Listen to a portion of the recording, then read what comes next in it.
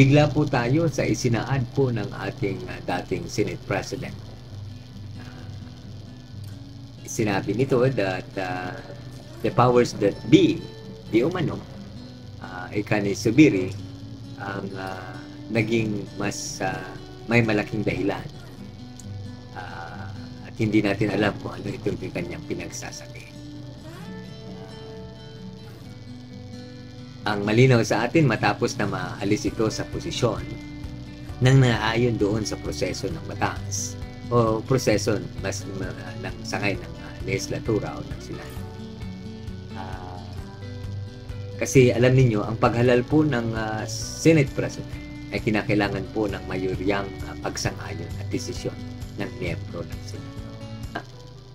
Kung kinakailangan po ng mayoryang desisyon ang paghalal ng isang Senate President, ganun din po ang proseso at paraan.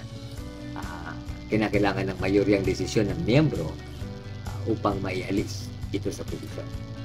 Ngunit ang posisyon bilang Pangulo ng Senado ay nanggagaling ang pagpapasya nito ng mayoryang desisyon ng miyembro ng Senado at walang pakialam ang ibang ahensya o sangay ng gobyerno tulad ng ehekutibo at judikatura ukol sa mga bagay. Kadalasan nagiging Senate President ang isang senador kung ito ay may mayoryang kaalyado sa Senado na bumoto pabor sa kanya. At ganoon din siguro may kakayahang gawin ang pamumuno at mayroon itong vote of confidence mula po sa kanyang mga kasamahang senador. Ang vote of confidence ay tungkol ito sa tiwala. Tiwala ng kanyang kapasidad at kakayahang mamuno. Kung nawala po itong tiwalang ito, ay para sa isang Senate President, asahan na po ninyo na talaga pong matatanggal at maaalis ito bilang Pangulo ng Senado. Ang problema natin, nag-iwan ito ng isang pahayag na di umano'y the powers that be ang tinutukoy nitong naging dahilan ng kanyang yung impluensya sa labas na kanya naging dahilan ng kanyang pagkaalis, na di umano'y hindi ito sumunod sa isang instruction o utos ng sinasabing the powers that be. Bilang bahagi po ng sangay o ahensya ng gobyerno ng legislatura, na ito po ay may sariling ka-independente at kalayaang magpasya sa mga bagay na napapaloob sa Senado. Kasama na po dito ang paghalal ng kanilang mga opisyal at pinuno. Wala pong kinalaman dito ang ibang sangay, ang ehekutibo at judikatura. Malamang ito'y katang-isip lamang po ni Zubiri na isipin na ito ay mayroong instruction mula sa maaaring sinasabing itaas. Walang makapangyarihang higit o the powers that be, mayroon ang ating pamahalaan, sapagkat tayo po'y nakabatay sa isang saligang batas. Lahat po ng ating lingkod bayan o halal ay nararapat na gumalaw at kumilos ayon po doon sa utos ng saligang batas. Ngunit, maaari po ang the powers that be ay nagmula po sa labas ng ating pamahalaan. At hindi po ito, kadalasan po natin ito silang kinakilala bilang the powers that be, yaong mga oligarko, elitista, mga impluensyado, mayamang makapangyarihan. Sila itong minsan sa kasaysayan ng Pilipinas na kinikilalang the powers that be, sapagkat sila po ang may kakayahang pinansyal para magsuporta po ng isang kandidato at maihalal ito sa isang posisyon na magpapanatili ng kanilang pagkontrol sa ekonomiya o impluensya sa ating politika. Bagamat nakikita natin na ang the powers that be na tinutukoy natin tulad ng mga oligarko ay lumalabas na mas makapangyarihan pa sa mga halal at lingkod bayan natin. Kasi kaya po ng oligarko o ng the powers that be na pumili ng isang ordinaryong kandidato, isang ordinaryong karakter. Bihisan po ito, bigyan po ito ng kasikatan, bigyan po ito ng lahat ng resources na kailangan at magkakaroon po ng kapangyarihan at impluensya, pagkilala ng ibang tao. Kaya po itong gawin ng mga makapangyarihang oligarko. Kahit pa isang mayor, pinili nila at itinulak bilang kanilang manok at sinuportahan sa lahat ng makakaya. Kasabay na rin po ng kaugalian ng mga Pilipino na nagpapabayad po ng boto at masigit na pinapaboran yung merong maraming resources, ay nagkakaroon po talaga ng the powers that be o kapangyarihang labas sa pamalaan ang mga oligarko, elitista at iba't iba pang may interest po sa pagkontrol ng ating pamalaan. Pa yung isang pinili nila, mag-iisa itong mayor na hindi dumaan bilang gobernador, na hindi naging senador, ay kayang-kaya po sa kapangyarihan po ng salapi. Ito po ang kapangyarihang meron ang the powers that be o mga oligarko na tinutukoy. Ngayon, sino itong the powers that be na sinasabi po ng dating Senate President na may higit na makapangyarihan? Higit na kapangyarihan na nagdidikta, ng uutos sa sangay, sa independenting sangay ng ating gobyerno. Ang ating Pangulo ay wala po siyang party mate na miyembro ng kanyang partido na senador. Ibig sabihin, maalala ninyo, ang ating dating Pangulo ay tumakbo bilang nag-iisang kandidato ng isang maliit na partido. Niwala itong senador na miyembro.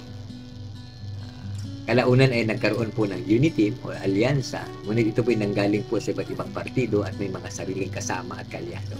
Ang Pangulo po natin, ikinalulungkot po natin ay wala pong ganito. Wala po siyang sariling party mate na maaari niyang impluwensyahan doon sa Senado na magsusulong po ng kanyang interes at maging ng kanyang gusto. Malinaw po yan. Hindi po yan maikakaila. Kahit anong kwentong gawin natin, yun pa rin ang katotohanan. Nawala itong kasamang senador, except lang siguro sa kanyang kapatid. Ngunit ang kanyang kapatid ay miyembro po ng Nationalista Party. Si Pangulong Bongbong Marcos po ay miyembro po ng Partido Federal ng Pilipinas.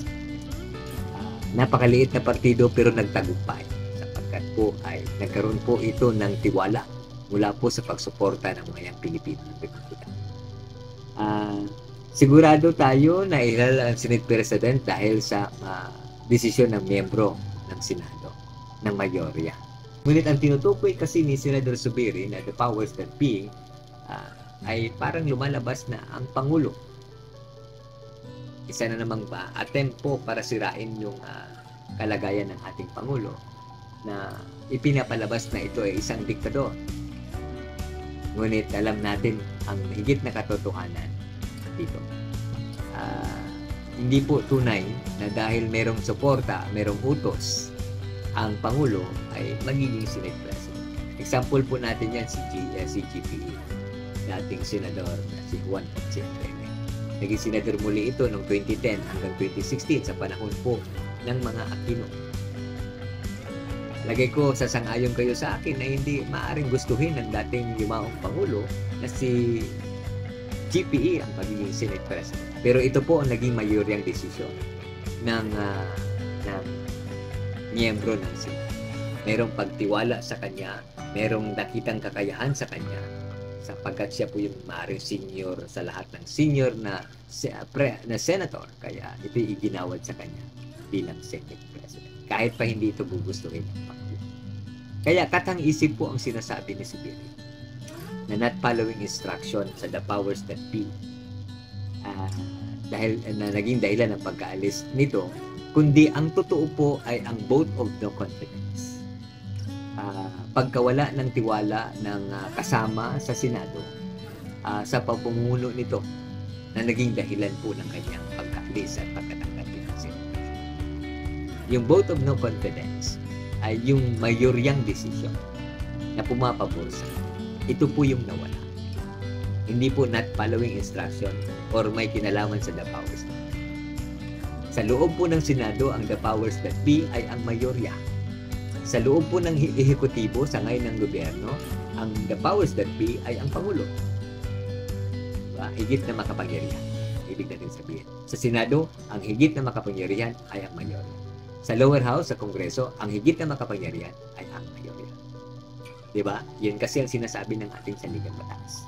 Kasi kapag yun ang sinusunod mula po sa saligang batas, lumalabas ito na ang higit na makapangyarihan ay ang sambayan ng Pilipino, sapagkat nasa kanila ang soberanong mandato. Ang soberanong mandato ito ay ang malayang desisyon ng mga Pilipino na paboran o i-approve yung isang konstitusyon o yung salita batas. Ang soberanong mandato na ito yung kapangyarihang bumoto ng lingkod bayan na nagmula po sa desisyon ng malayang Pilipino na nagboto po ng kanyang kalikasan. Minsan nang nagapi ng mamayang Pilipino ang the powers that be. Diba? Yung sinasabi natin kanina na oligarko, elitista, makapangyarihang mayayaman, konektado, at impluensya. Minsan ang nagapi. Kailan? Noong 2022. Bakit? Kasi nga sinabi natin kanina na ang mga powers that be o sa labas ng pamahalaan ng mga powers that be o may kapangyarihan ay kaya pong pumili ng kanilang manok at kandidato na patakbuhin. Sila po yung unang pumili. Binihisan, binigyan ng lahat ng suporta. Kalaunan, pinakita sa publiko, binoto ng publiko, naging kandidato, naging tauhan po nila sa ating pamahalaan. Diba? Pero, sinabi ko nga, minsan lang nagapi ng mamayang Pilipino ang the powers that be. Itong mga oligarko ito. Kailan? Noong 2022. Bakit?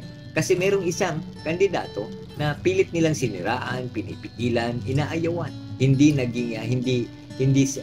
takot silang maging kasama ito. Wala po itong kasama. Nag-file po ito na mag-isa bilang kandidato pagkapangulo. Mag-isa po. Wala po siyang kasama. Wala po isa sa pinakamaliit na partido. Hindi po siya inendorso ng dating administrasyon. Mahalaga ito sapagkat malaking tulong ito. Hindi po siya inendorso ng mga oligarko, elitista. Hindi po siya inendorso ng mga malalaking partido. Mag-isa lamang po siya nagpahal. Ngunit, sa kanyang mula sa mag-isa ay nagawa nitong ibuo ang kilusan ng pagkakaisa ng mamayang Pilipino ng Republika. Nagtagumpay at nagawagi at kasalukuyang Pangulo. Diba? Dati, ang oligarko, ang the powers that be, ang unang pumili. Ngayon, sa ilalim po ng panahon ng ating Pangulong Bongbong Marcos, na unang pumili ang masang Pilipino ng kanilang gusto. Taliwas doon sa gusto ng mga makapangyarihan o the powers that be. Inayawan ng traditional media at napakarami. Pero, isinulong at pinaglaban ng mamayang Pilipino, ordinary mamayang Pilipino, ang kilusan ng pagkakaisa. Kaya ito po yung nagtagumpay. Yun po yung sinasabi natin, nagwagi na po tayo laban sa the powers that be. So, hindi po the powers that be ang Pangulo na may control po sa Senado. Pero, ang Pangulo ang siyang kinikilala natin the sovereign mandate. So, kung meron silang the powers that be, katapat nito ay ang the sovereign ng mamayang Pilipino. Amin po ang pagpapasya mula po sa ordinary mamayang Pilipino, ang sabayanan, ang lahat mayroon kapangyarihan nasa pamahalaan o nasa gobyerno. Yan po ang sinasaad ng Pilipinas. Kaya po, mag-isip-isip po tayo sa mga gilos at galaw na ito, mga hakbang na mapanlinlang para lang po ay pahinain po yung kakayahan ng ating Pangulo or disturbuhin po yung pagtakbo ng ating administrasyon sa pagsisikap nito po na maisulong po yung ating solusyong kaunlaran. Muli po, nawa po'y maintindihan natin at magkaroon tayo ng pananaw. Itong ginawa po ng ating dating Senate President, wala pong naging kinalaman ang ating Pangulo. Wala pong naging kinalaman ang ehekutibo.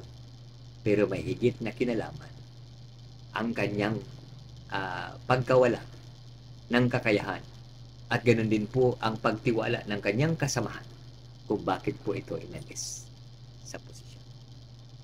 Si Chess Escudero ay maaramang hindi kalyado ng ating Pangulo. In fact, naging kandidato ito laban